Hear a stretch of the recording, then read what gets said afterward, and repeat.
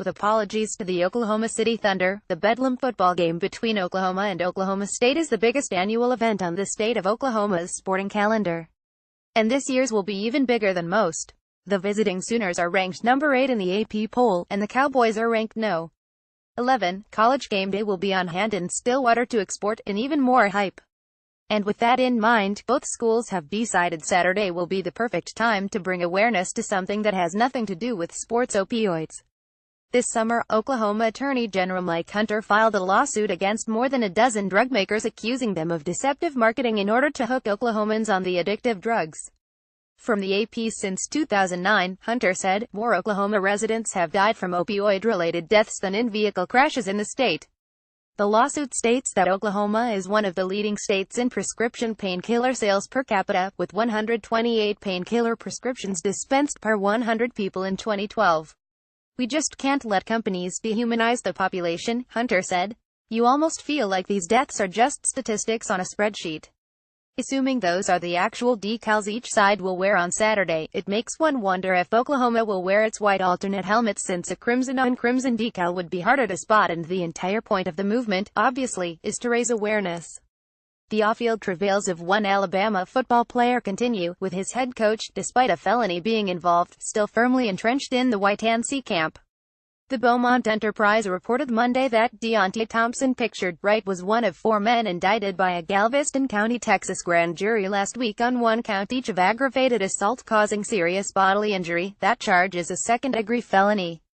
Thompson is alleged to have been actively involved in a spring break beach brawl this past April, in which he's alleged to have played a significant role in leaving a male victim with several broken bones in his face. According to the Enterprise, the victim now has 4 permanent plates in his face as a result. There are also allegations from at least one witness that racial slurs triggered the initial brawl, although it's believed the victim did not hurl the epithets. Thompson's attorney told Elle.com in a statement that his side anticipated them coming forward with the indictment because that's the easy thing to do. However, that's far from being able to convict him, Sean Villery Samuel told the website. We look forward to getting the evidence that they're relying upon. Nothing has changed on our end, but we're anxious to see the information that they're relying upon. Shortly after a felony assault warrant was issued, Nick Saban said back in April that once we have a better understanding of what happened, we will make a determination as to what needs to be done in terms of the appropriate course of action moving forward. Monday, the Crimson Tide head coach hasn't budged an inch off that stance.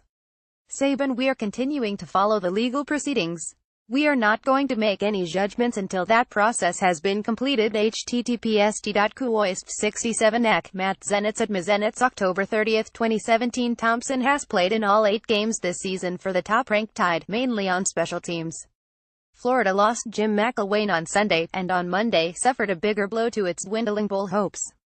Running back Malik Davis has been lost for the season to a knee injury, interim head coach Randy Shannon said.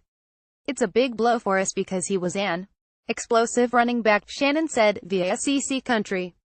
But also, it's time for Mark Thompson to step up. He's a senior. He's a guy that's 6'2", 240, runs 4.4. It's his opportunity to come in and play.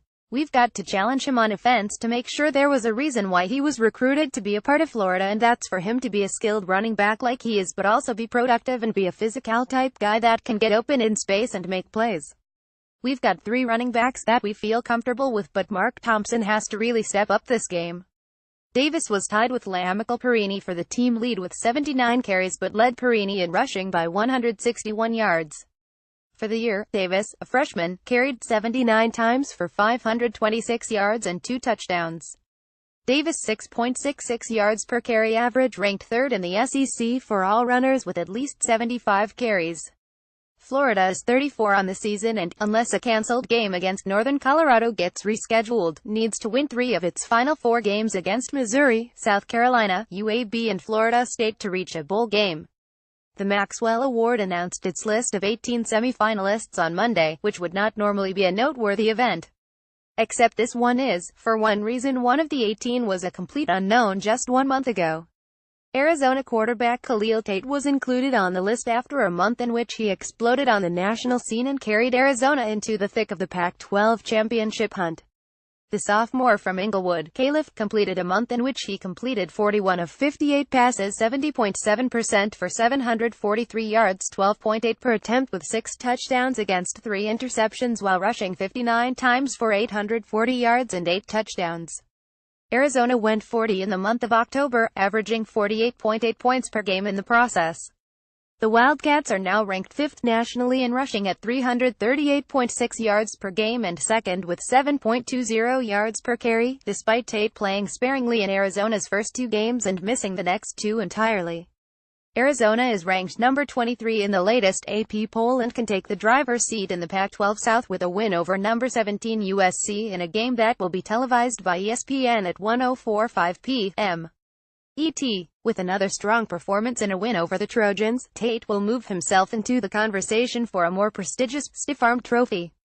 The Florida job is open, and the posturing race has just begun. First to issue his denial, Oregon head coach Willie Taggart. NBC Sports Northwest beat writer Aaron Fentress reported Monday that Taggart will not be the new coach at Florida. However, Fentress added, Central Florida head coach Scott Frost could very well be in the mix. From the report, Oregon coach Willie Taggart is not going to become the new coach at Florida, according sources. So we can squash any speculation on that front right away, but Central Florida coach Scott Frost, a former UO assistant, very well could become the Gators' new coach, according to a source with knowledge of the situation. Here's the deal with these coaching reports, they very much well could be true, or they could be Oregon saying, don't take our coach, here's another guy we'd love for you to hire. Or it could be a mixture of both. Or it could be Taggart just outright lying. Or it could be, you get the point. Get ready for another month of this, folks.